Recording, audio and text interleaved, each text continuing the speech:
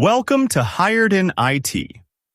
Our mission is simple: help you build the skills that employers actually want. Whether you're trying to land your first IT job, switch careers, earn a promotion, or increase your salary, we're here to help. Every video is thoroughly researched and designed to make complex IT topics easy to understand. If there's an IT topic you'd like us to cover, leave a comment below. We may turn your suggestion into our next video. Turning IT knowledge into career opportunities. A junior developer finally lands a demo slot in front of the whole team. She pulls up her project, runs the demo, and nails it. 2 weeks later, the bill arrives for a server that never got turned off. That server is an EC2 instance. This is the first video in the AWS Cloud Practitioner Compute track. If you're starting from zero, this is your on-ramp. By the end of this video, you will be able to do 3 specific things. First, launch a basic EC2 instance from the AWS console and connect to it using an approved connection method. Second, explain what an Amazon Machine Image, or AMI, is, identify common instance family patterns, and choose a small compatible instance based on the workload, architecture, region, and current console pricing. Third, configure an appropriately restrictive security group and understand how identity, key-based authentication, and managed connection methods affect access to the server. This video focuses on EC2 launch fundamentals. You will also encounter VPCs, subnets, route tables, IAM permissions, public IP addresses, DNS, and storage settings in the console. Those are not optional cloud concepts. They are the next layer after this foundation. The goal is not vague familiarity. It is to build a safe, repeatable launch process. Amazon EC2 provides virtual servers that run in AWS data centers. AWS operates the underlying facilities, physical hosts, and core infrastructure. You choose the virtual machine configuration, the operating system image, instance type, storage, network placement, security settings, identity permissions, and lifecycle actions. That virtual machine is an EC2 instance. For many on-demand Linux instances, compute is billed by the second with a minimum charge period. But do not confuse stopping the instance with eliminating all costs. When you stop an EBS-backed instance, the instance shuts down and applicable instance compute charges stop. Persistent resources can still incur charges, including EBS volumes, snapshots, public IPv4 addresses, elastic IP addresses, and other services you may have attached. When you terminate an instance, the virtual server is deleted. Attached volumes may or may not be deleted, depending on their deletion setting. EC2 gives you flexibility.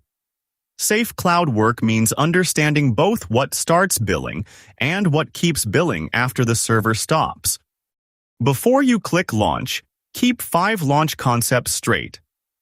The instance is the virtual server that runs your workload. The AMI is the launch template. It includes the operating system and the information needed to create the instance, such as its root volume configuration. A key pair supports SSH public key authentication for compatible Linux instance access methods. A security group is a stateful virtual firewall that controls allowed inbound and outbound traffic for associated resources. An EBS volume is persistent block storage that can remain available after an EBS-backed instance is stopped. Those are the 5 concepts this lesson emphasizes. You will also see VPCs, subnets, IAM permissions, route tables, public addresses, and DNS. They are essential to a real deployment, but they become much easier once these first 5 pieces are clear. Let's get hands-on. Sign in to the AWS Management Console and search for EC2. This takes you to the EC2 dashboard. Before launching anything, look at the region selector in the upper right corner. For this beginner lab, choose an AWS region appropriate for your location and account, and keep that region consistent throughout the exercise. Why does region matter? Because EC2 resources are regional, and available instance types, AMIs, services, pricing, and features can vary by region. In a production environment, region selection becomes a much bigger architecture decision. You may need to consider latency to your users, legal or data residency requirements, service and instance availability, integration with existing systems, disaster recovery requirements, operational support, and cost. For today's lab, we're keeping it simple. Confirm your region, then find launch instance. That's where we'll build our first EC2 server. Quick checkpoint before we dive into the launch process. Name the 5 launch concepts from this lesson. Pause and make your list. They are the EC2 instance, the AMI, the key pair, the security group, and the EBS volume. Remember what each one controls. The instance runs the server. The AMI supplies the launch template. The key pair supports SSH authentication. The security group controls permitted network traffic. And EBS provides persistent block storage. An AMI is not the server itself. It is the template used to launch a server. An AMI can include an operating system, application components, root volume information, and launch permissions. Launching an instance from an AMI is similar to creating a new virtual machine from a prepared image. The image defines the starting point. The instance is the running server created from that image. For a new AWS native Linux lab, use a current Amazon Linux 2023 AMI rather than Amazon Linux 2. Amazon Linux 2 reached end of support on June 30, 2026, and AWS recommends Amazon Linux 2023 for new deployments. Ubuntu LTS is another common Linux option. The right choice depends on your team's documentation, software requirements, package ecosystem, support needs, and familiarity. The important distinction is simple. The AMI is the recipe. The instance is the meal you are running.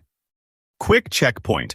You select one Amazon machine image and use it to launch 3 EC2 instances. How many virtual servers do you now have? 1 or 3? 3. The AMI is the reusable template. Each EC2 instance launched from that template is a separate virtual server. Think back to our analogy. The AMI is the recipe. You can use the same recipe multiple times. Each time you launch from it, AWS creates another instance based on that starting configuration. And here's one more important distinction. Those instances don't remain permanently linked as identical copies. After launch, each instance can change independently. You can install different software, modify configuration, attach different storage, apply different security settings, or eventually terminate one without terminating the others. Remember, AMI, Reusable Launch Template, EC2 instance, virtual server created from that template. In the Launch Wizard, start with the AMI selection screen. Use Quick Start or the AWS-provided image catalog to find supported current images. For this beginner lab, select a current Amazon Linux 2023 AMI that matches your instance architecture. If you choose an x86 instance, select an x86 AMI. If you choose an ARM-based instance, select the compatible ARM AMI. Check the publisher and image details carefully. AWS-provided images, Verified publishers, marketplace images, community images, and images shared by other accounts can have different support, licensing, and cost implications. Do not treat a free tier label as a permanent guarantee. Eligibility depends on your account, region, instance selection, current AWS offer, and other resources in your account. Review the current estimate and the AWS free tier page before launching. The AMI ID uniquely identifies the image in a specific region. Record it in your lab notes if you want to reproduce the same environment later. Here are 3 AMI mistakes that can cost beginners time or money. Mistake number 1. Choosing an image without checking its source or software charges. AWS provided images, marketplace products, community images, and images shared by other accounts are not necessarily equivalent. Some marketplace images may include additional software charges. For a beginner lab, start with an AWS-provided or otherwise trusted, supported image that matches the operating system you actually need. Then review the current pricing information before launching. Mistake number 2. Treating free tier eligibility as permanent. AWS offers and eligibility can change based on your account, region, resource selection, and current AWS programs. Don't build your cost control strategy around something you remember from an old tutorial. Check the current console estimate and current AWS free tier information for your account. Mistake number 3. Ignoring reproducibility. If you're building a lab you may need to recreate later, document which AMI you used. But remember that AMI IDs are region-specific. An AMI ID you use in one region should not automatically be assumed to identify the same image in another region. And in production automation, permanently hard-coding one old AMI ID may not be the best strategy. Your organization might instead use an approved image pipeline or another controlled method for resolving an approved current image. The bigger lesson is, choose deliberately, verify the source, check compatibility and cost, and document enough information to reproduce the environment safely. An instance type is the hardware profile you rent. It defines the amount and type of compute capacity, memory, networking, and, in some cases, local instance storage or accelerators available to the virtual machine. EBS capacity is configured separately, so do not assume the instance type itself determines how much persistent disk space your server has. For a starter lab, choose the smallest instance that is compatible with your AMI, available in your selected region, and within your current budget or free tier eligibility. Do not assume one named type, such as T3 Micro, is always the cheapest free tier eligible or available choice. AWS offers, architectures, and region availability can change. The practical rule is, begin small, observe performance, review cost, and resize only when workload evidence supports it. EC2 offers many instance families and individual instance types. You don't need to memorize the entire catalog. For this lesson, we'll organize them into 5 major workload categories. General purpose. Compute optimized. Memory optimized. Storage optimized. Accelerated computing. General purpose instances balance compute, memory, and networking for workloads such as development environments, application servers, and many general business applications. Compute-optimized instances emphasize CPU performance and can be useful for workloads such as batch processing, compute-intensive applications, and other CPU-bound tasks. Memory-optimized instances provide larger amounts of memory relative to compute and can be useful for in-memory databases, caches, analytics, and other memory-intensive workloads. Storage-optimized instances are designed for workloads with demanding storage access requirements. Depending on the family, that may involve high throughput, high random I/O performance, low latency, or local instance storage. Accelerated computing instances add specialized hardware such as GPUs or other accelerators for workloads that can take advantage of them. The category doesn't automatically tell you the exact instance type to buy. It gives you a starting point. First, identify what resource your workload needs most. Then compare compatible current instance types. Benchmark the workload, monitor performance, and evaluate cost. Think: workload first, family second, specific instance type third. Measurements make the final decision. For a first development server, a small general-purpose instance is often a reasonable starting point. Burstable families can be useful for workloads that are mostly quiet but occasionally need more CPU. Other general-purpose families may be a better fit when you need more predictable, steady performance. Do not choose a family by memory alone. Use the current EC2 console, AWS documentation, and your workload measurements. Ask 4 questions. Does the application need sustained CPU? Does it need more memory? Is storage latency the bottleneck? Does it need a GPU or another accelerator? Start with a small, compatible option for the lab. Then monitor CPU, memory, disk behavior, network traffic, and cost before moving to a larger type.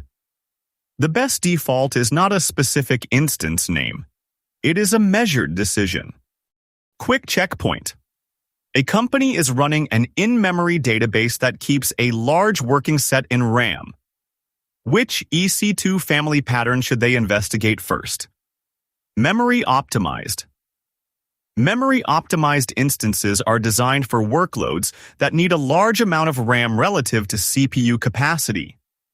That does not mean every database needs a memory optimized instance. The correct choice depends on the database engine, data size, cache behavior, query pattern, storage design, availability requirements, and measured performance. The category gives you a starting hypothesis.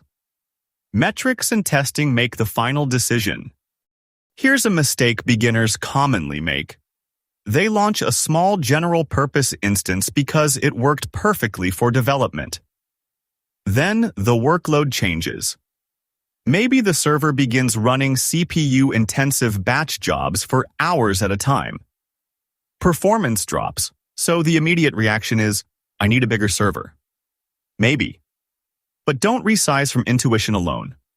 Start with evidence. Ask, is the workload actually CPU-bound? Is high CPU utilization sustained or only occasional? If I'm using a burstable instance, are CPU credit characteristics relevant? Could application optimization help? Would scaling across multiple instances make more sense? Or does the workload genuinely need a different EC2 family? If measurements show that the application is consistently CPU-bound, a compute-optimized family may be a better fit. Compute-optimized instances are designed for workloads where CPU performance is especially important. Examples can include batch processing, scientific or engineering workloads, certain gaming workloads, media processing, and other compute-intensive applications. But don't memorize. High CPU equals by a C family instance. Learn the professional workflow. Observe, identify the bottleneck, compare options, test, measure again. And when we move into storage-optimized workloads, you'll hear another useful performance term, IOPS, input-output operations per second. That's one of several measurements that can help you understand storage performance. Now let's compare two categories that beginners often confuse: memory optimized and storage optimized. A memory optimized instance is worth investigating when measurements show that the workload needs a large amount of RAM relative to its compute requirements. Think about workloads such as in-memory databases, large caches, memory-intensive analytics, or enterprise applications with large working sets. But don't assume database equals memory optimized. Some databases are limited by CPU. Some are limited by storage latency or throughput. Some need more memory. And many depend on a combination of resources. Now consider storage-optimized instances. These are designed for workloads with demanding storage access patterns. Depending on the instance family and workload, you may care about IOPS, throughput, latency, local instance storage, or the ability to process large amounts of data quickly. The important lesson isn't memorizing a few family names. It's diagnosing the bottleneck. If measurements show that memory capacity is limiting the workload, investigate memory-optimized options. If storage performance is the bottleneck, investigate the appropriate storage architecture and storage-optimized options. And remember, changing EC2 families doesn't automatically fix a poorly designed application, database, query, or storage configuration. Measure first. Then choose the infrastructure that matches the evidence. The final category in our beginner model is accelerated computing. These EC2 instances provide specialized hardware designed to accelerate particular types of workloads. The most familiar example is a GPU. GPUs are designed to perform many operations in parallel, which can make them extremely useful for workloads that are designed to take advantage of that parallelism. Examples may include machine learning training, some AI inference workloads, graphics rendering, video processing, scientific computing, and other highly parallel workloads. AWS also offers other types of specialized accelerators for particular use cases. But here's the important cost lesson. AI does not automatically mean GPU. A lightweight AI application that simply calls a managed model API may not need a GPU on its EC2 server at all. Even when you're running a model yourself, the right hardware depends on the model, framework, latency requirement, throughput requirement, memory needs, and cost target. Specialized accelerators can provide major performance improvements when the workload is designed to use them. But they can also be significantly more expensive than ordinary CPU-based instances. So use the same decision process we've used throughout this section. Understand the workload, identify the bottleneck, choose compatible hardware, benchmark it, then compare performance against cost. Accelerated computing isn't about buying the most powerful server. It's about using specialized hardware when the workload can actually benefit from it.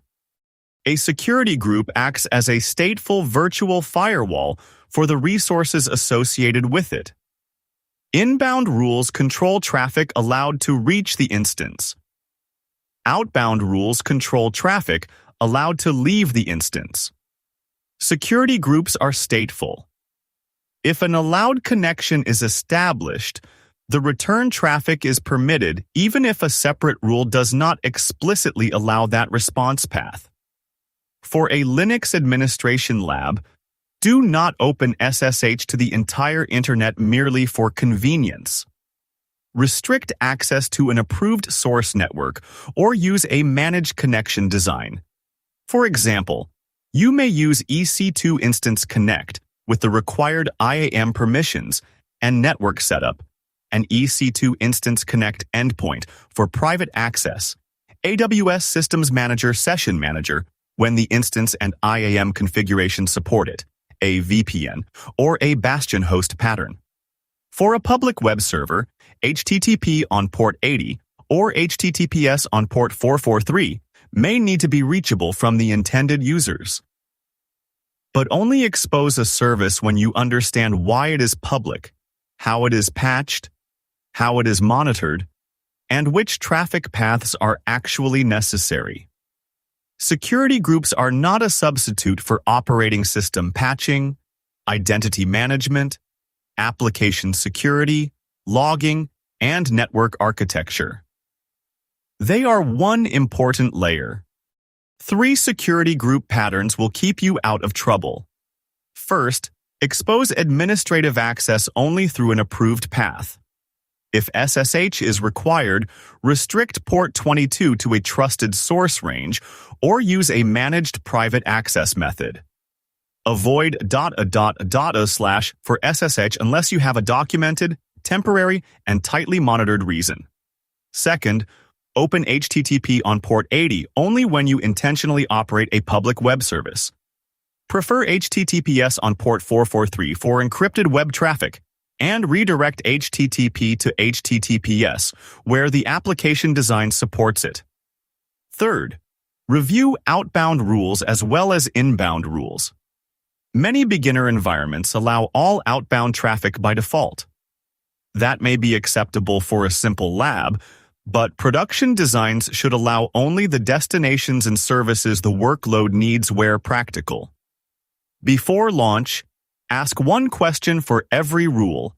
Which application needs this traffic, from or to whom, for what business purpose, and for how long? If you cannot answer that question, do not open the rule yet. Quick checkpoint. Which setting helps block SSH access from random internet scanners? A security group rule that restricts port 22 to an approved source, or a managed access design that avoids publicly exposing SSH altogether? The answer is not simply turn on a key pair. Key-based authentication helps protect the login process, but a restrictive security group reduces who can even attempt to reach the service. Use layered protection. Limit network exposure. Use strong identity controls. Keep the instance patched. Monitor access. And choose a connection method that fits the environment. An EC2 key pair supports SSH public key authentication. The public key is placed on the instance so the server can verify a matching private key during login. The private key file should be protected like a sensitive credential. It is not simply a password, and it should never be shared, committed to source control, emailed, or copied to untrusted devices. If you use a private key file on a personal Linux or macOS system, restrict its file permissions so other local users cannot read it. Then connect with the SSH username required by the AMI you selected. For Amazon Linux 2023 and Amazon Linux 2, the default username is typically EC2 user. Ubuntu images commonly use Ubuntu. Verify the AMI documentation rather than assuming. Losing a private key does not always mean the instance is unrecoverable. Depending on the instance configuration, an administrator may use Systems Manager, EC2 Instance Connect, an approved break glass process, or controlled recovery steps. But do not rely on emergency recovery as your normal access plan. Use an identity and access design that your team can audit, revoke, and recover safely. EC2 Instance. Connect can provide browser-based or command-line SSH access to supported Linux instances. It does not eliminate access controls. It uses IAM permissions to authorize the connection and temporarily pushes an SSH public key to the instance metadata for a short period. For the browser-based console experience, the instance must meet the service prerequisites. The direct method typically needs a supported AMI, compatible configuration, the right IAM permissions, and a reachable public IPv4 or IPv6 address. Private instance access can use an EC2 Instance Connect endpoint or other approved private connectivity design. Before relying on this method, verify the prerequisites in the current AWS documentation and test it in your own account. The advantage is not no-key security. The advantage is controlled, time-limited access tied to AWS identity and permissions, rather than distributing a long-lived private key to every device you might use. For enterprise environments, compare EC2 Instance. Connect with Systems Manager, Session Manager, VPN access, bastion hosts, and centralized identity controls.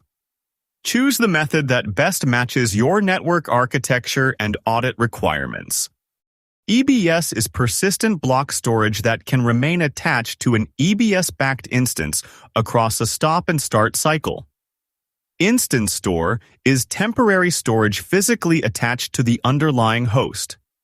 Data on instance store volumes is erased when the instance stops, hibernates, or terminates. Use EBS for operating system volumes, databases, application data, and workloads that need persistent block storage. Use instance store only for temporary data such as caches, scratch space, temporary processing, or replicated data that can be safely recreated. One more important distinction: EBS persistence after termination depends on the volume's delete on termination setting. A root volume often has deletion enabled by default, while additional volumes may have different settings. Persistence is not backup. An EBS volume can be deleted, corrupted, encrypted by ransomware, or changed by mistake. Use snapshots, backups, replication, and recovery testing appropriate to the data's importance. In the Launch Wizard, review the storage configuration before you launch. For many current Linux AMIs, the root volume is an EBS volume. Check its size, type, encryption setting, and delete on termination behavior. Do not assume the default size or type is always the same across AMIs or regions. If you add a second EBS volume, decide whether it contains persistent data or temporary lab data. For temporary lab storage, consider enabling delete on termination so the volume is removed when the instance is intentionally terminated. For persistent data, document the purpose of the volume, back it up according to your requirements, and make sure its retention behavior is deliberate. Before launch, review the current cost estimate. Costs can include instance usage, EBS capacity, provisioned performance, snapshots, public IPv4 addresses, elastic IP addresses, and data transfer depending on your configuration and usage. Free tier eligibility is account-specific and changes over time. Do not use a remembered 750 hours rule as a cost control plan. Use the current AWS free tier information, cost estimate, budgets, and billing alerts in your account. A stopped EC2 instance is not a fully cleaned up EC2 project. When you stop an EBS-backed instance, the virtual machine shuts down and applicable instance compute charges stop. But EBS volumes can continue to incur charges. Snapshots can continue to incur charges. Public IPv4 addresses and elastic IP addresses can incur charges. Other services connected to the project may also continue billing. When you terminate an instance, the instance is deleted. Attached EBS volumes are deleted only if their delete on termination setting is enabled. Review that setting before terminating. Do not assume. For every lab, use a cleanup checklist. Terminate the instance when you no longer need it. Review and delete unused EBS volumes. Review and delete unneeded snapshots. Release elastic IP addresses you no longer need. Review public IPv4 usage. Check load balancers, NAT gateways, databases, and other resources if your lab use them. Then review the billing console and your AWS budget alerts. The cloud is flexible because resources can be created quickly. Cost discipline means cleaning them up just as deliberately. Quick checkpoint. If you need data to survive a stop-and-start cycle on an EBS-backed instance, which storage type should you choose? EBS. EBS is persistent block storage. Instance store is temporary storage. Its data is lost when the instance stops, hibernates, or terminates. And remember, persistent is not the same as backed up. Important EBS data still needs snapshots, backups, replication, or another recovery plan. User data lets you provide configuration instructions when an instance launches. For many Linux AMIs that use Cloud Init, a user data script runs during the first boot by default and often runs with root-level privileges. But this behavior depends on the AMI, Cloud Init configuration, launch method, and script format. Do not assume every image runs user data exactly once, in the same order, or with the same permissions. Before using automation in a real environment, test it in a lab and inspect the relevant Cloud Init or system logs to confirm what happened. For a safe beginner example, use user data to perform an approved, non-sensitive setup task, such as installing a test web service and writing a harmless landing page. Do not place secrets, long-lived credentials, private keys, or sensitive configuration data in user data. User data can be visible to people or tools with access to instance metadata, launch templates, or configuration records.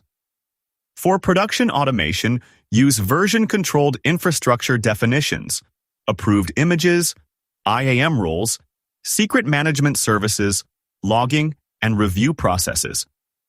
The value of user data is repeatability. The security requirement is to make that repeatability safe. An auto-assigned public IPv4 address on an EC2 instance can change after the stop and start cycle. If you need a stable public IPv4 address, an elastic IP address is one option.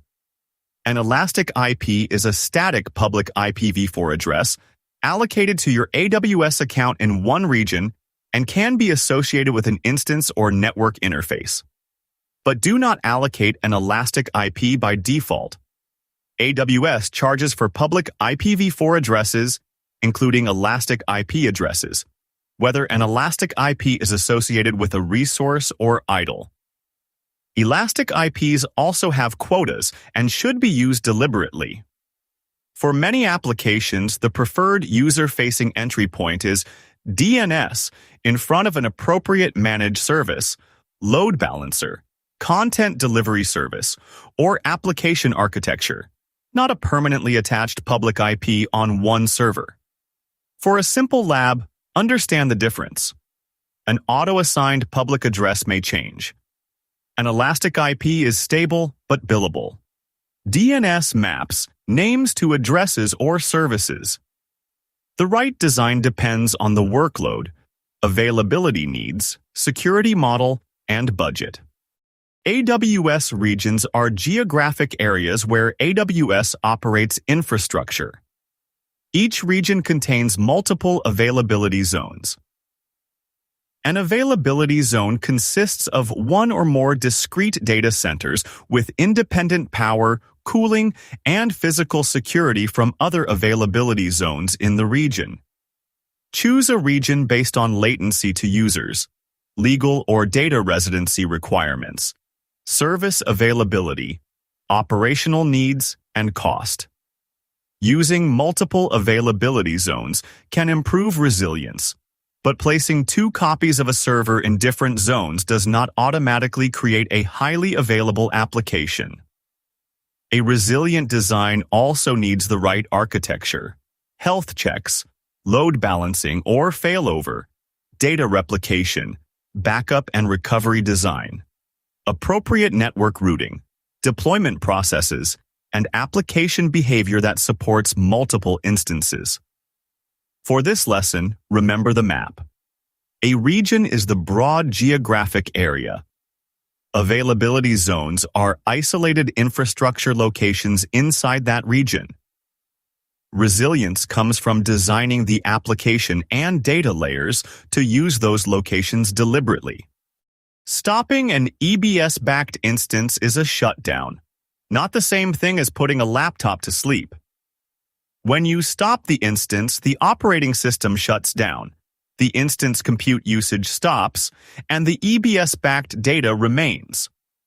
When you start it again, the instance may run on different underlying hardware and can receive a different auto-assigned public IPv4 address.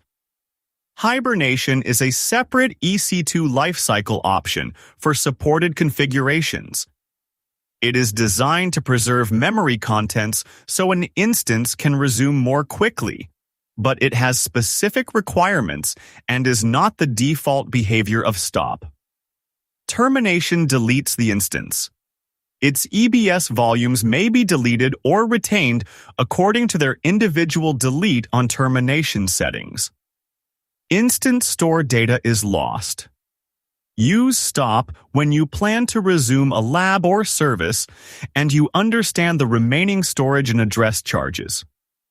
Use terminate when the lab is complete and you have confirmed which volumes, snapshots, elastic IPs, and related resources should be removed or retained. Do not rely on termination protection as a general cleanup strategy. It protects against accidental termination. It does not replace cost monitoring or a documented lifecycle plan. Quick checkpoint. What does user data do?